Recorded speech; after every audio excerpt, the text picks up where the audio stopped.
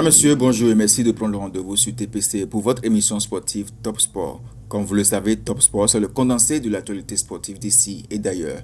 Et ce mercredi, nous recevons pour vous le secrétaire général de l'association sportive de la vallée de l'Ouémé, SVO. Il nous parlera des préparatifs du championnat qui démarre le 30 octobre prochain sous réserve d'homologation du gouvernement. Nous avons avec nous Monsieur Nyonofin Adrien. Bonjour. Bonjour, monsieur le journaliste. Merci d'avoir répondu à notre invitation. C'est à vous le plaisir. Merci. Le championnat national démarre le 30 octobre prochain. Dites-nous où en êtes-vous avec l'association sportive de la vallée de l'Ouémé. Merci une fois encore, monsieur le journaliste, d'avoir pensé à l'équipe de la vallée pour pouvoir présenter quand même ces préparatifs par rapport au championnat qui démarre, si tout va bien, le 30 prochain. Et d'entrée de jeu, nous nous sommes réunis le 8 août dernier pour pouvoir quand même faire une réunion de synthèse avec le coach. Et à cette réunion, il était question de faire le point des joueurs qui sont encore avec nous, des joueurs qu'on doit encore faire appel pour pouvoir étoffer l'effectif. Et au vu de ça, avec le coach, le point a été fait. Nous avons 5 départs volontaires. Il y a 5 joueurs qui ont choisi eux-mêmes de quitter le club pour aller se chercher ailleurs. À notre niveau aussi, avec la performance de la saison passée, on a ciblé 8 joueurs. Tandis que ces joueurs-là n'ont pas les capacités qu'il faut pour pouvoir continuer à rester dans notre équipe. Et ça, là aussi, il y a des joueurs qui volontairement veulent aussi intégrer le club. Ils appartiennent à d'autres clubs et veulent intégrer le club. Tout ce point étant fait, on a vu les postes qui nous créent chaque fois des problèmes. Le coach a essayé instruit et on s'est dit, parce que le football béninois a un problème particulier, problème de buteur. Les problèmes de buteur, souvent on ne trouve pas les joueurs buteurs, des attaquants buteurs au Bénin. Donc il faut forcément aller peut-être au Nigeria, peut-être au Ghana ou bien à Lomé, tout près. Dites-nous, Essier, tout à l'heure vous parliez de 5 départs volontaires. Est-ce à dire que ces joueurs ne sont pas sous contrat? Oui, effectivement, il y a des joueurs parmi eux qui sont sous contrat. Mais l'objectif de mon président, M. Bokové Marcelin, ce n'est pas de garder, de bloquer un joueur. Quand tu veux partir et tu es sous contrat, il négocie réellement avec le club. Il n'insiste pas. Mais si le club se comprend, il y a eu compréhension entre les deux présidents, là, il n'y a pas de problème. Même si le club dit qu'il n'a rien donné là, mon président laisse partir. Que le joueur ne dise pas qu'on l'a bloqué. Abordant dans ce même sens, on aurait appris que il y a un joueur des Dragons de l'Ouémé qui vient vers l'ASVO, ce que les oranges et noirs ne veulent pas entendre. Non, ce n'est pas un seul. Quand je disais qu'il y a des joueurs volontaires qui voulaient venir d'eux-mêmes sans négociation dans Azo, ce n'est pas un seul. Ce n'est pas un seul. Ils sont au nombre de 3. Mais pour 2, il n'y a pas de problème. C'est pour 1, dont je t'ai, si tu veux, je peux te dire le nom, dont je t'ai le nom pour le moment, qui volontairement, quand les Dragons ne voulaient pas s'entraîner, n'ont pas encore commencé les séances d'entraînement, il a dit qu'il va rester avec nous pour s'entraîner et retrouver sa forme. C'était sur ce point qu'on est parti au départ. Mais il fait 2 entraînements, 3 entraînements, il a voulu qu'il va intégrer. On a dit non, qu'il est encore sous contrat. Que orange et noir et blanc-vert, souvent notre couleur, c'est la même famille. Dragon, c'est Ouémé et Azo, c'est aussi Ouémé. Quand tu es sous contrat là-bas, nous ne pouvons pas te prendre. À moins que le président du club là-bas aussi volontairement dit, écoute, comme mon joueur veut rester avec vous, là, on peut accepter. Mais là où nous en sommes, je ne pense pas que ce problème est encore sur le tapis. Le joueur est en train d'aller ailleurs. Aujourd'hui, nous avons constaté dans le pays qu'il y a plusieurs clubs qui font des tests de recrutement. Dites-nous à votre niveau, c'est quoi concrètement? Oui. Est-ce qu'aujourd'hui, l'ASVO a une ossature pour mieux étoffer cet ossature avec d'autres joueurs? Oui, c'est ça même qui a fait qu'on a démarré les séances d'entraînement depuis le 11. Depuis le 11 septembre, on a démarré les séances d'entraînement au CIFAS. Sur le terrain de CIFAS, c'est tout juste pour faire le recrutement. Et je pense qu'on est en train de le faire. Et là où nous en sommes, on est avec un nombre de 27 joueurs. 27 joueurs qu'on va encore dégraisser. Parce qu'on avait dit de faire 30 licences. Et c'est au mercato on va voir si on peut compléter ou pas. Donc, si on a démarré le 11 octobre, c'était dans les annales de la fédération, ils disaient qu'on va démarrer le championnat le 16. C'était le 16. Or, pour une bonne préparation, il faut 6 semaines avant même le démarrage. C'est ça qui a fait qu'on a vite démarré. Et une semaine après, on a commencé les matchs amicaux pour voir si les joueurs sont en forme. Si ce qu'on est en train de faire entre eux là, si on rencontre d'autres équipes, d'autres joueurs, on peut voir si on peut tenir. C'est ça qui a fait qu'on a fait une série de matchs. Et si vous voulez, pour vous les énumérer rapidement. Non, on va pas énumérer. Est-ce que parmi ces matchs, vous avez eu gain de cause? Est-ce que vous êtes satisfait de la prestation de votre club? Pas encore. Moi, en tant que secrétaire général, je ne suis pas encore satisfait. On a rencontré Soleil, on a fait 0-0. Allez. On a rencontré UPIM, on l'a battu 2-0. On a rencontré un club de Calabi, lui on a fait 7-1. On pensait qu'on pouvait faire mieux. Et avec l'équipe là, on ne veut pas de cette petite équipe. On a rencontré Requin, on a battu Requin 3-0. On a dit que non, ce n'est pas encore ça. Mais, chose surprenante, le week-end passé... En plus, c'est des matchs amicaux. Oh, le week-end passé, on était à Lokosa pour faire retour contre Soleil, ça nous a gagné 2-1. Voilà. Et c'est là où nous en sommes. Demain, on a encore un autre match contre Dynamo de Paraguay. Non, Tabomé. Oui, ici. Après ça, il y a Coton qui s'annonce, il y a Rodeo qui s'annonce, et l'auto aussi s'annonce. Ça, c'est bien. Voilà. Dites-nous, à ce jour, vous comptez combien d'expatriés, de joueurs d'autres nations dans votre équipe? Oui, et il n'est pas aisé de prendre un expatrié et qu'il fasse le banc. Ce n'est pas normal. Donc, par rapport à ça, en temps, pour le règlement du championnat passé, c'était 5 au maximum. 5 doit rester sur la feuille de match. Mais à leur dernière assemblée générale, ils sont allés jusqu'à 6. Sinon, nous, rigoureusement, on veut s'arrêter à 5. Pas sur le banc. Pour l'équipe, pour l'effectif, on ne doit pas dépasser 5. Tu vas prendre un expatrié que tu fais ceci là. Et le mettre au banc, ce n'est pas mais au même moment, il faut faire la promotion de nos joueurs locaux. C'est ça qu'on dit, justement. C'est ça qui a fait que nous, on ne veut pas dépasser 5. D'autres peuvent aller juste à 10, 15. Et à chaque match, ils vont aligner 5 ou 6. Mais nous, on ne veut pas faire ça. On ne veut pas dépasser 5. Si on prend les 5, c'est que à chaque match, là, forcément, on doit aligner les 5. À moins qu'il y ait cas de blessure ou bien problème de carton. Ça peut faire qu'on ne veut pas les aligner. Parce que nous, notre idée, c'est de faire valoir aussi nos valeurs. Alors nous parlons, la fédération béninoise a décidé, a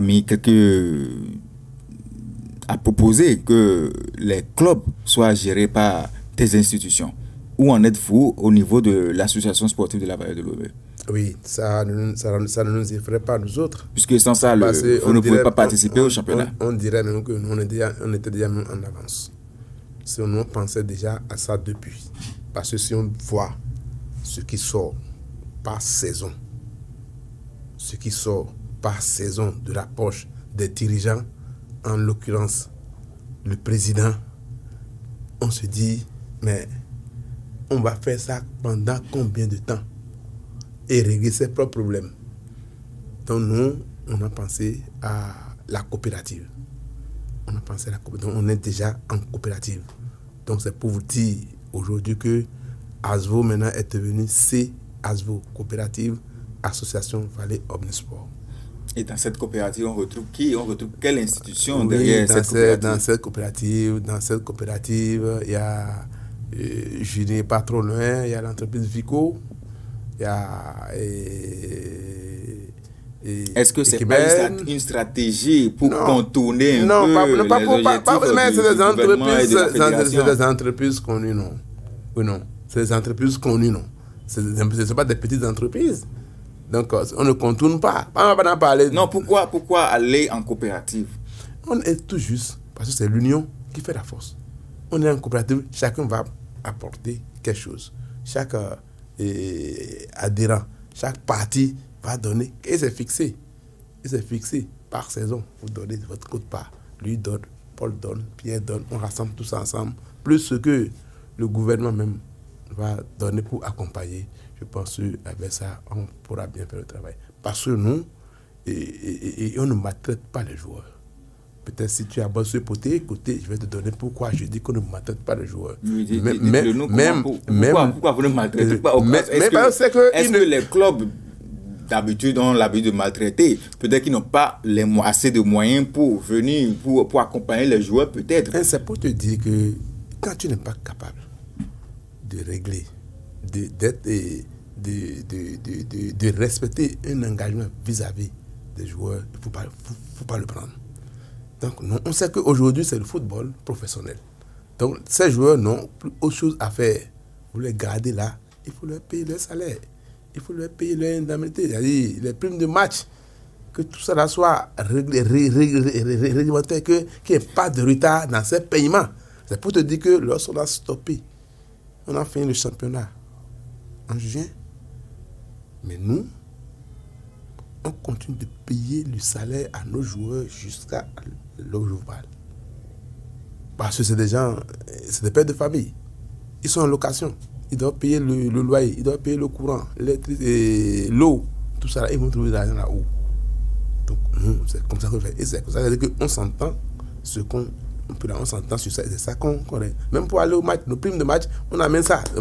Certains clubs disent que bon, vous aurez ça sur vos salaires. Non, on amène ça au terrain en même temps.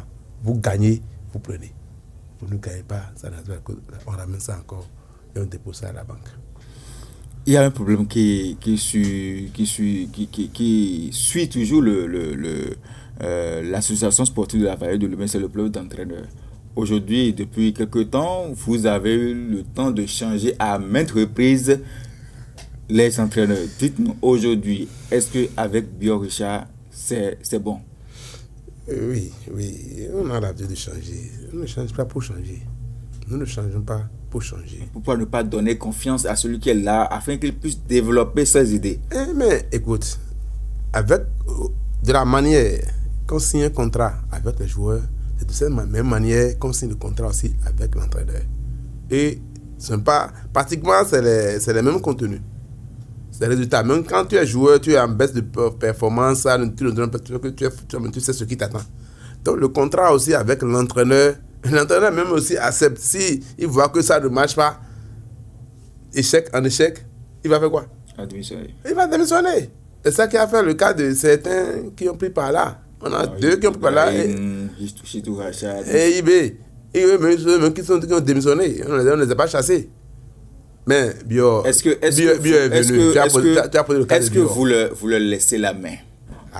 Voilà encore un problème. Moi, je suis sur le plateau ici. Je ne sais pas si les gens auront la chance de me suivre, soit de m'écouter.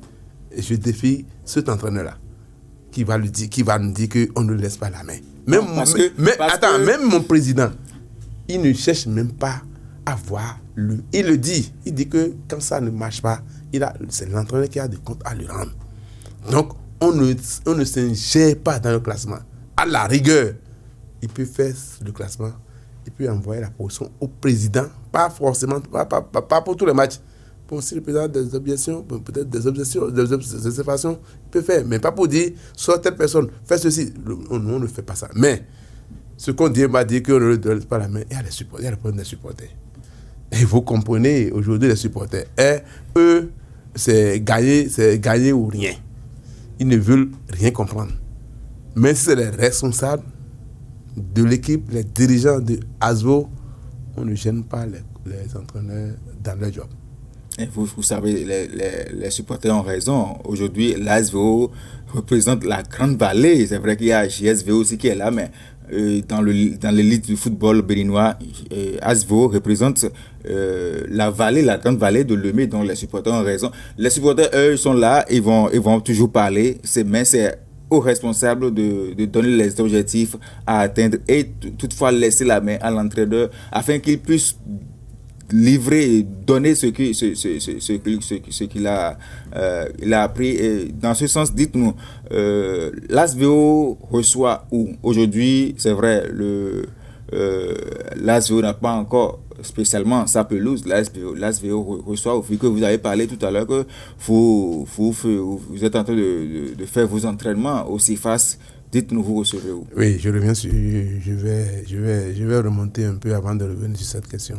Les supporters, on doit les comprendre, comme tu viens de le dire. On doit comprendre aussi l'entraîneur. Mais c'est parce que les supporters boudent qu'on va leur dire de ne pas venir suivre le match. Non, surtout pas. Ils seront toujours sur le match, ils doivent accompagner. Ils sont tenus d'accompagner leur équipe. C'est à l'entraîneur de résister, de savoir que les supporters sont dans leur rôle. C'est ça. Donc, si on va dire que c'est à cause des supporters que l'entraîneur va démissionner, Udaka alors se reprocher quelque chose. Aucun entraîneur, bien aussi, aura la chance de passer sur ce plateau. Il ne peut pas vous dire que les responsables des dirigeants de l'équipe le perturbent dans son travail. Non. Mais les supporters, il doit les comprendre. Il doit les comprendre et faire avec. Bien vrai. Bon, nous, on fait notre travail de sensibilisation. On va encore faire. On continue de le faire et on va encore faire. Pour répondre à ta dernière question là, le terrain. Oui. Et tu vas voir, en temps, on devait commencer les séances d'entraînement à MCT. Non, on a vu que à MCT, c'est pour tout le monde. C'est pour tout le monde. La population, tout le monde qui vient là, ça ne permet pas effectivement de bien travailler à l'entraîneur. Parce qu'il y a des choses aussi qu'il faut faire un peu dans le secret et après faire sortir ça. C'est ça. Donc, c'est ça qui a fait qu'on a choisi CIFAS encore cette année pour pouvoir. C'est là même qu'on a hébergé les joueurs, quelques joueurs qui sont avec nous. Pour le moment, on les a hébergés au CIFAS et on s'entraîne au CIFAS. Donc, le terrain, par rapport au terrain, le ministère et l'entreprise qui est en charge de la construction des 22 ou 23 stades ont déjà livré, déjà remis les clés au ministère. Ces pelouses, ce sont des pelouses qui, du gouvernement, de tout le pays, c'est le patrimoine de tous les Béninois. Oui. En temps normal, chaque club devrait avoir sa pelouse. Pourquoi attendre que, je suppose que le gouvernement n'avait pas, si le gouvernement n'avait pas construit ce stade d'Adjoum, comment allez-vous faire? Le gouvernement a construit ça avec l'argent. Avec quel argent? Avec l'argent de l'État, de nous tous, des contribuables. Non, on n'est plus dans l'État là. Non.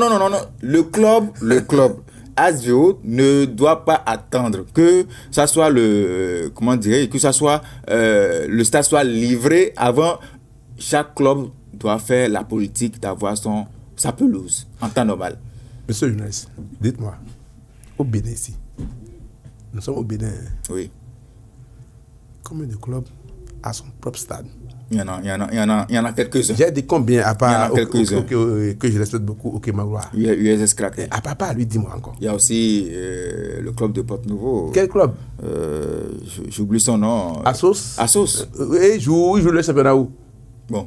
Ne pas encore un stade. Ne pas encore un stade. On reste tous à MCT pour jouer, non? Au moins, ils ont fabriqué quelque chose. Écoute, nous sommes un club de la vallée qui réunit 4 communes. N'est-ce pas? Un stade à Dabo. Oui, effectivement. Mais si ce n'est pas un stade à Dabo. À Djoum, on a. Bounou, on a. À Guégué, c'est un peu selon le semaine. Mais on a choisi à Djoum, parce que Djoum est au centre. C'est à quoi qu'on jouait à Djoum. Vous voulez que nous ayons ce stade encore et faire quoi encore et acheter encore un terrain pour faire notre propre stade? Donc vous avez décidé unilatéralement. On a décidé unilatéralement que le siège,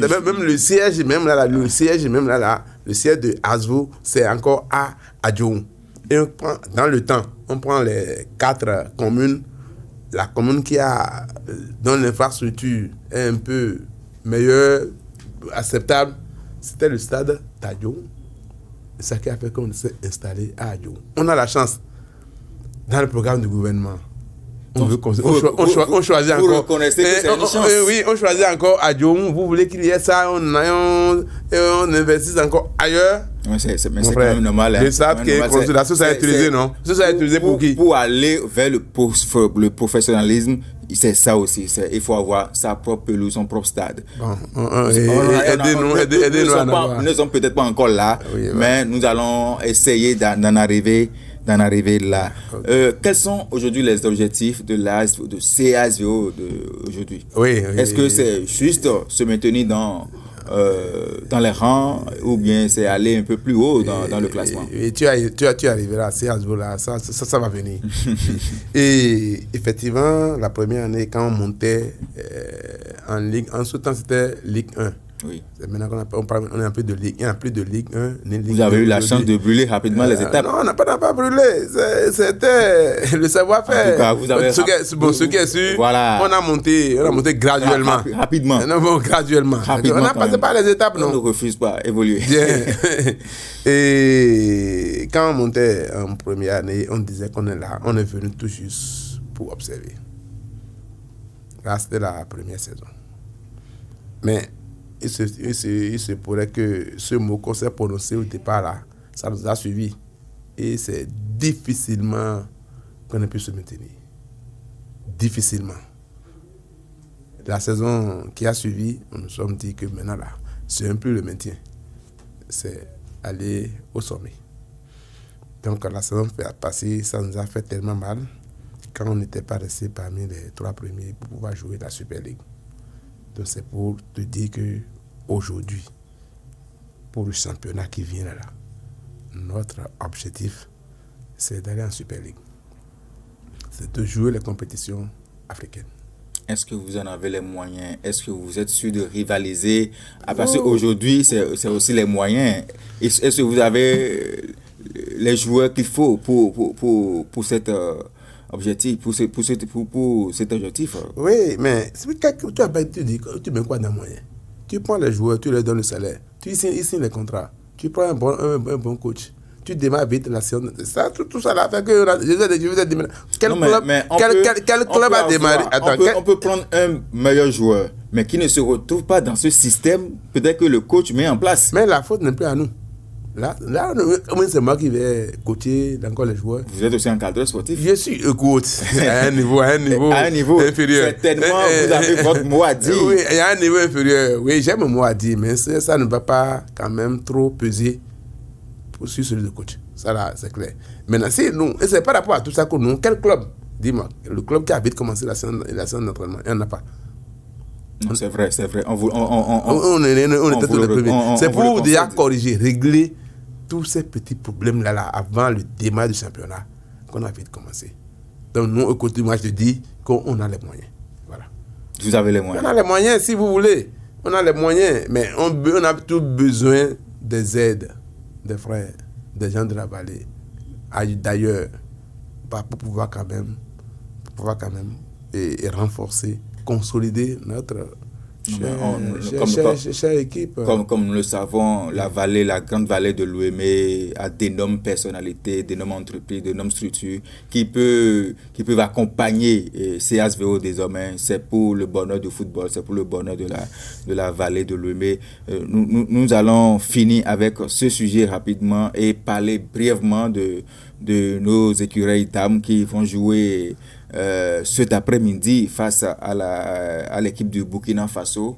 Du Burkina Faso, dites-nous quels sont vos pronostics et non, et avec ce qu'elles ont produit tout dernièrement, si elles peuvent continuer comme ça, je pense qu'elles auront la victoire. La victoire soit de l'autre côté. Donc moi, ma pronostic c'est 2-0. 2-0. En Côte d'Ivoire, face au Burkina. Pourquoi pas? Merci. Pourquoi pas? un mot pour conclure cette émission, monsieur Adrien Yonofin. Mais merci beaucoup, monsieur le journaliste. Je remercie beaucoup le promoteur de cette chaîne, le Bénéra, et que la chaîne va durer pendant longtemps que possible. J'espère que ce n'est pas la première ni la dernière fois que je suis ici.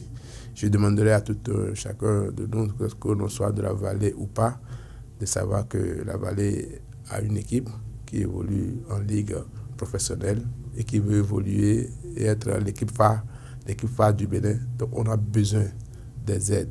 Quand on parle d'aide, ce n'est pas seulement financière. Pas seulement financière. Matériel, technique. Voilà, tout ça là. D'assister, de venir, dès que le championnat va démarrer, de venir au terrain, au stade, assister l'équipe, soutenir l'équipe. Merci SG, merci pour d'avoir répondu présent à cette invitation. C'était Adrien Yononfin, il est le secrétaire général désormais coopérative de l'association sportive de la vallée de Lemay. Avec lui, on a parlé des préparatifs du démarrage du championnat béninois 2021-2022. On en a parlé. L'objectif, c'est de jouer la Supercoupe cette saison. Merci à vous, chers téléspectateurs, chers amis, que nous aviez suivis ce mercredi. N'oubliez pas, soyez en prière pour nos filles qui vont jouer tout à l'heure face aux filles, aux dames du Burkina Faso en terre ivoirienne. Merci. C'était tout pour cette émission Top Sport. C'est tous les mercredis. Merci et à la prochaine.